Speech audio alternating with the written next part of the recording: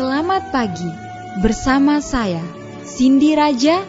Mari awali aktivitas dan pelayanan Anda melalui renungan pagi bersama Allah di waktu fajar. Dengan doa dan bimbingan darinya, kita dapat diyakinkan bahwa pada hari yang mulia itu, ketika Yesus kembali untuk mengklaim miliknya, bahwa kita akan menunggunya di sana dengan tangan terbuka dan disambut ke hadiratnya yang kekal. Ditulis oleh Ellen G. White bersama Pendeta Denny Kanajo. Selamat mendengarkan. Salam, selamat pagi para pendengar yang diberkati oleh Tuhan dimanapun Anda berada saat ini. Kita akan sama-sama mendengarkan firman Tuhan melalui audio renungan pagi pada tanggal 7 April 2022 dengan judul Berdiamlah dan Ketahuilah. Sebelum kita melanjutkan bacaan renungan kita pada pagi hari ini, kembali saya mengajak semua para pendengar yang setia untuk berdoa bersama-sama.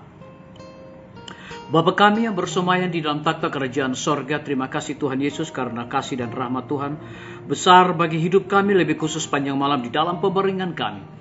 Hingga tiba di pagi hari ini kami dibangunkan dengan tubuh sehat dan segar. Sebelum kami melakukan segala tugas pelayanan pekerjaan kami sepanjang hari ini, kami rindu Tuhan untuk belajar mendengarkan firman Tuhan. Curahkanlah kuasa Roh Kudus-Mu kepada masing-masing kami, agar kami dapat mengerti dan mempraktekkannya di dalam kehidupan kami. Terima kasih Tuhan Yesus, dengarlah doa kami Bapa, dan mau mengampuni segala dosa kami, karena kami sudah berdoa hanya di dalam nama Tuhan dan Juru Selamat kami. Amin. Ayat inti kita terambil di dalam Mazmur 46 ayat yang ke-11. Demikian firman Tuhan. Diamlah dan ketahuilah bahwa akulah Allah. Aku ditinggikan di antara bangsa-bangsa, ditinggikan di bumi. Mari kita ikuti penjelasannya.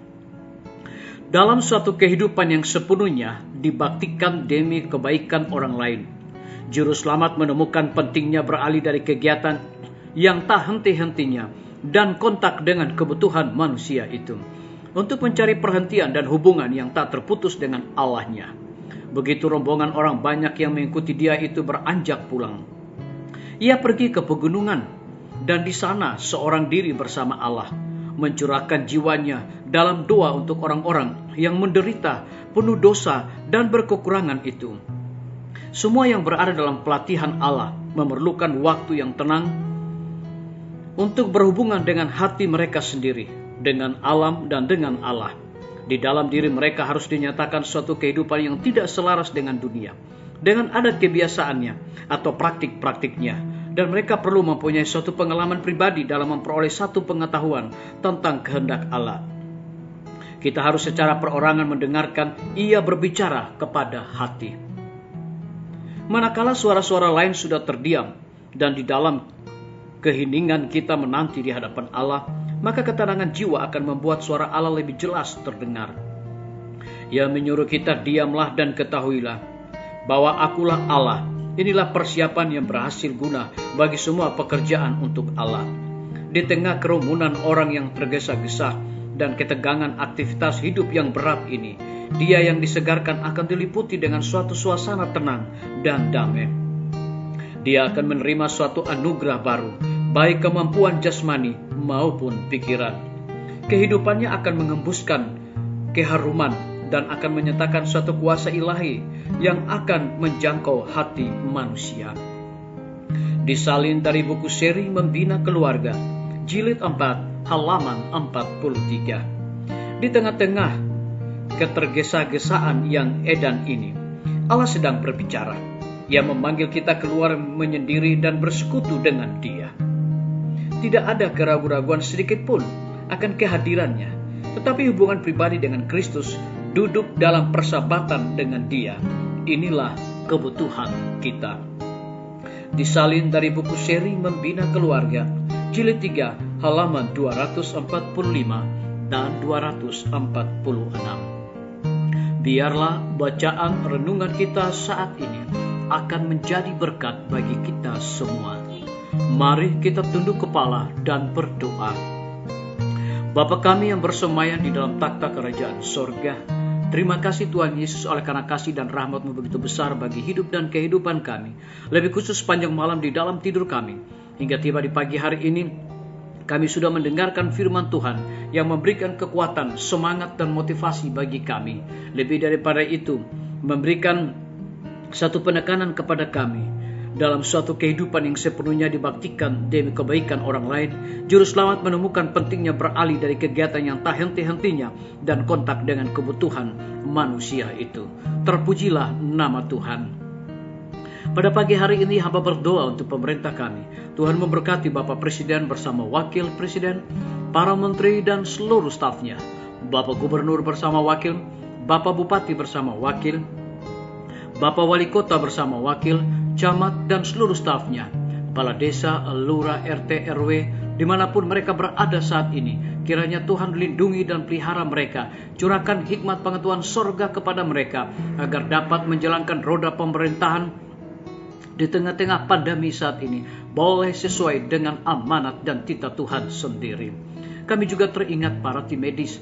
Tuhan berkati dokter, perawat, bidan, semua para pelayan kesehatan yang ada di setiap rumah sakit, bahkan puskesmas yang ada di Indonesia.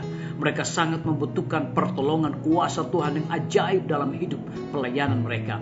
Curahkan roh dedikasi sorga, hikmat pengetahuan sorga, agar mereka dapat memberikan pelayanan yang terbaik.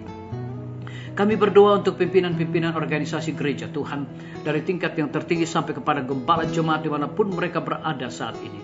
Tuhan, mereka butuhkan kuasa Roh Kudus dalam pekerjaan penginjilan. Terlebih setiap KPA, setiap KKR, dan juga pendalaman Alkitab, Tuhan memberkati agar orang-orang yang diajar dan dituntun mengerti akan kebenaran firman-Mu. Kami berdoa untuk guru-guru, kepala sekolah, setiap siswa yang berada di lembaga pendidikan sekolah Tuhan. Biarlah hikmat sorga Tuhan berikan kepada mereka untuk mereka membentuk anak-anak bukan sekedar pengetahuan dunia, tetapi memiliki karakter seperti Yesus Kristus. Kami menyerahkan TNI, Polri, PNS, wira swasta, petani, pedagang, nelayan, ojek online, dan saudara-saudara kami yang ada di dalam penjara. Tuhan lindungi mereka, pelihara mereka, cukupkan kebutuhan mereka, dan berikan sukacita bagi mereka dalam melaksanakan tugas dan tanggung jawab mereka.